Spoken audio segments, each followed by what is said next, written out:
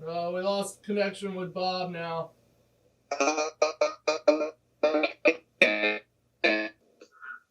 Jersey Joe just texted me. Should we bring him in on this soon?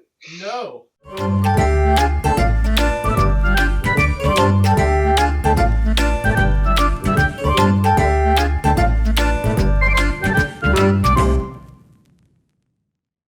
Howdy, folks. Welcome back to the Drop Talk. We're here with a quarantine edition.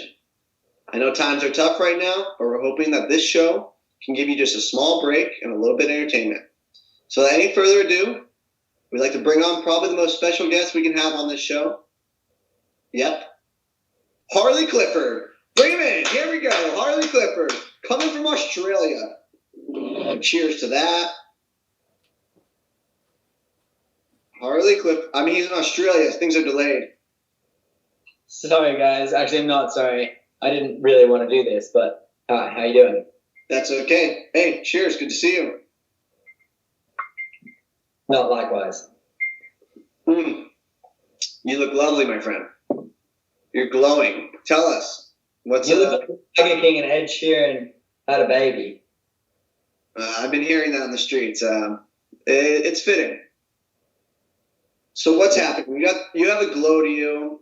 Things look great. You're obviously stuck up in some quarantine, I assume, in Australia. Give us your situation and how you're staying so tan. Well, it's midsummer here, so I'm staying here because of that. Okay. My lady's pregnant. Amazing. Thank you very much. Woo! I just gave you a heart for that. I don't know if that works. Sorry if that fucked up your thing, Shane. So the responsibility Georgina has to carry your seed in her, I can only imagine. Such a treasure to the world you're giving. A party of. Well, it's not as big as the treasure that Ed Sheeran and Tiger King gave out, but it will be a treasure to the world, that's for sure. What's the plan? She's going to be it's a girl? Yeah, we're having a little baby girl. It's exciting, but scary. Super scary. Two really good-looking people. You're going to create a beautiful girl, that's for sure. That's good news. Yeah, when I found out about the baby that it was a girl, that was the first thing I said to George. I stood there in Sigh, and she was like, "What's wrong? You okay?" And I was like, "Yes, I'm fine. I'm really excited that we're gonna have a baby, and it's a baby girl. But I'm really nervous that she's probably gonna be okay looking, and that really terrifies me." She'll be Insta famous. Can you tell myself and all the viewers that obviously want to know what the evening or morning was like when you consummated your future child? No. I don't know. It was kind of like, let's do it. So we just went like rabbits for a whole day. Wow, really? Yeah. It was a one day affair, and then a month later, Georgina was like, "Hey, woo!" It sounds like an amazing day. Yeah, it was like a day of golf. Okay, yeah. So you're having fun, but you were definitely tired at the end. Yeah, it was a big day. Like, I was ready for bed. Because, yeah, like on the end of 18 holes, I'm definitely kind of over it. Like, this took me 4 hours. And then I'm over it. So, but I enjoyed it. But definitely at the end, I'm ready for it to be over. So, yeah, I'm glad that you got it done. Congratulations. Thank you. Thank you very much. Yeah, so how you been, buddy? Good. I'm just here. I've been hosting probably the most untalked about talk show in the world right now, the Looking Force Drop Talk. That's consumed a bit of my time, not much at all.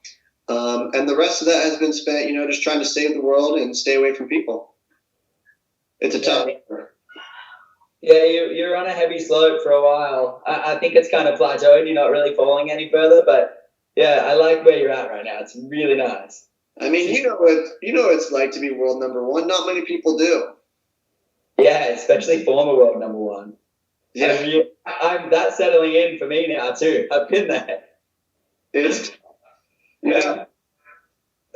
At least yours lasted at least 10, 20 times longer. No, 50 times longer than mine. Maybe 100 times. Yeah. Mine lasted a week. So 8 years, and yours lasted 2 weeks, and mine lasted 20 times longer than yours. No. 25. 25 times longer. Wait, no. No, 180 times longer. That's a massive. 2 weeks. You wore that yellow jersey with proud. I've never seen a better color combo. Bright yellow and bright red. Banana. Coast Guard PFD running down that trick pass. Man, I was destined to be number one, just not for long, you know. Yeah, but at some point you had to come and grab the throne. You did it. You wore it with proud. But now I'm tumbling. But now I've pretty much bottomed out. So I'm here hosting this show that's doing great. Obviously, our budgets are increasing. We're able to do even virtual modes via quarantine, keep everyone safe. We were going to fly you over, but we're glad this worked out. You weren't going to fly me over. There wasn't enough budget for that. Don't lie. Smoke and mirrors, man. Believe it. I asked you for $50 to do the show, and you still wouldn't give me that. You guys don't have Venmo in Australia. It's too confusing. And I sent you $50 on a Venmo before to the wrong number, and that money's gone. So just let that be it. I have a Venmo account that I don't know the password for. I can't get onto it, and there's $1,500 just stuck there somewhere doing nothing. You should probably call about that. So we're here in a special quarantine edition, and just bring us through what the situation's like in Australia, because for a lot of us, pretty far removed. Well, as a lot of you guys know, a lot of us in Australia are pretty blasé over here. My wife's pregnant, so I'm obviously taking the precautionary steps, social distancing, limiting my time out. All I've been doing is really hanging out in the house. I live like 2 minutes from the beach now, so just been walking over, surfing, coming straight back to the house. But there has definitely been a lot of people just living their normal day-to-day lives. I mean, people have just been hanging out, doing their thing, catching up with friends, getting drunk, all that sort of jazz. But yeah, everything's kind of like strickening up now, I would say, as, I don't know, we see all this crazy news from New York and Italy and all that sort of stuff. So I think people, it's like now starting to set in how crazy this whole situation is. Yeah, I think day by day we all learn a little bit something about the virus. I will say, though, the internet is on fire. I don't know if we're going to be up to par with the rest of the internet, but it is. I mean, it's a really shitty time, but the internet is hilarious right now. Especially Steel Lapidity. Wow. Did you guys see Floor's Lava? I mean, I was actually talking about, like, all the memers and stuff. My favorite one right now is actually, was sent to me by our boss, Aaron Grace, is that it's kind of like my house is Las Vegas right now. I'm losing money every day. I can start drinking anytime. There's no rules. I mean, laughter is a great way to get through stuff. I will say, let's start to look past coronavirus. So we have this virus that is pretty much locked down the entire world. It stopped spinning for a moment. But when it does start spinning again, what's your plan? What do you see as kind of your next moves? My next moves, well, I mean, at this point in time, it's just kind of waiting to see how our whole industry copes by the time this big economic crisis is over. But hopefully it's just all back to guns blazing and just back to traveling. I don't know, some competitions here and there, touring with the boys, doing a lot of stuff with my sponsors, working behind the scenes. I mean, I got a baby on the scene now. Well, I will September 14th. My birthday is when my baby's due.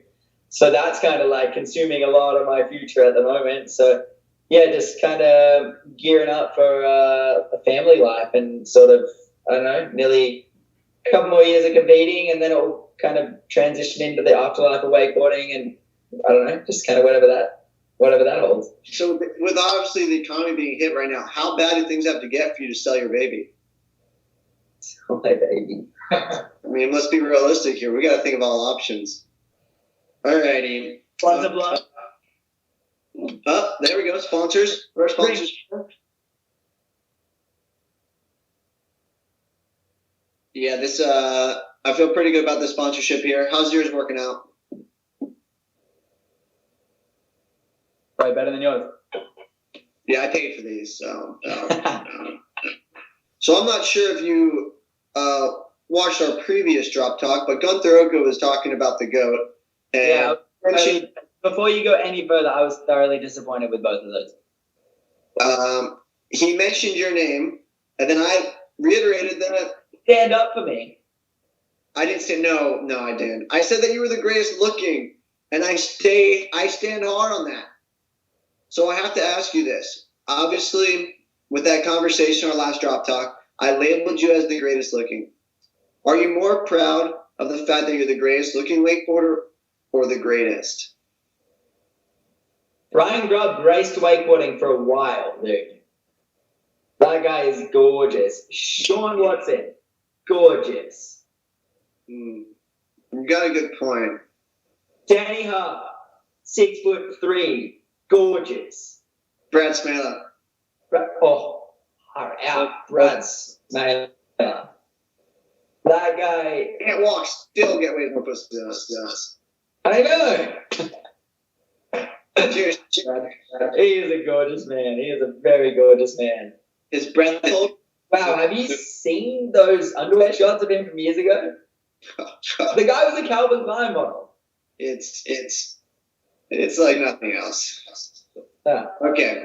So then let's continue the same topic. I mean, who is the greatest of all time to you? The greatest of all time to me. I mean, I think Ralph Jerome is pretty unbelievable. I know he never put in the effort that he should have, but I think he's pretty unbelievable.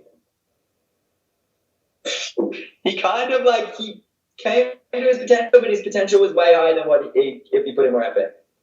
I mean, he definitely got stuck in his own head of what he wanted to do and what he should have done, and I think that kind of held him up. But he never anyone else had stayed more true to their own roots and philosophies. Yeah. At the expense of their career. The guy is an individual, that's for sure. Oh yeah. I would agree with you. I would say Raph, because to me I label the greatest of all time as someone that has changed the game and then also just demonstrated the most skill. So it can be like Gunther. I think will be the most talented of all time at one point. Yeah. Like his skill level will be higher than anyone's ever been, and that makes him the greatest in a sense for sure. But yeah, Raph and Parks, I think, are the most revolutionary of any of the wakeboarders of all time. Yeah, 100%. They definitely kind of grabbed onto something and took it a lot further. That's for sure. I don't think the gnarly winch spots and all that sort of stuff happening nowadays would have even been a thing if Raph didn't push it like he did. I would like to get Raph on this show, but he doesn't speak English that well, so I don't think it'd go over too well. I mean, obviously, it's crazy times in the world right now, but eventually things will get back to normal, back on the road. What's our first move, you think, after all this to get back with the people? Well, I don't know about our first move, but I think the move everyone should do is stock up on petrol while it's cheap as chips right now. So as soon as you're allowed on the lake, you have petrol for a year to fill that boat up and ride your absolute hearts out. Enjoy those family boat days. Enjoy just the feeling that you get out gliding on those smooth waters. And just get back to enjoying life. You just gave me a wake erection. I didn't even know I could get those. I knew you could get those, Bobby. I knew you could get those. I'm so... You had a solid 2-week erection when you were boat number 1. Yeah, those are the days. Yeah. Well, Nate, it's been a pleasure talking with you. I wish it could have been in person, but any chance I or anyone else gets to see you, it's an honor. So take care of that baby bum. Tell Georgina we all love her, and we look forward to seeing you back in America. Thank you for having me, guys. Love you, Bob. Love you, Shane, who filmed this. Love you, everyone. See you soon. Stay safe, folks. See you on the next one.